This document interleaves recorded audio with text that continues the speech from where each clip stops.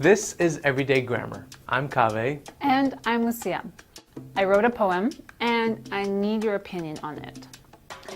There is a woman whose husband is a football player. There is a man whose wife is a teacher. There is a woman who's a mayor. There is a man who's a preacher. That's what I've got so far. Not bad. I like your play on whose and whose. Thank you.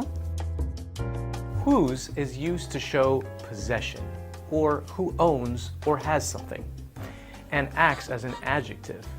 It always comes before a noun, like whose umbrella or whose house. There are three uses of whose. The first is in questions. A common structure is whose plus noun plus the verb to be plus this, that, or these. Whose shoes are these?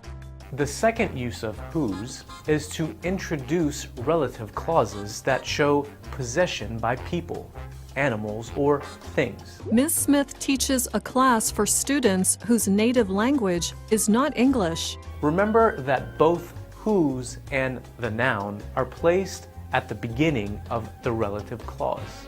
The student whose essay I read writes well.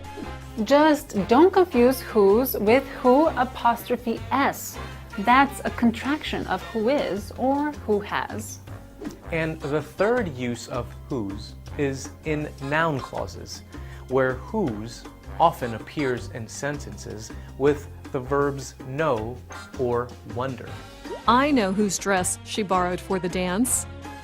I wonder whose song was chosen for the compilation. And that's Everyday Grammar.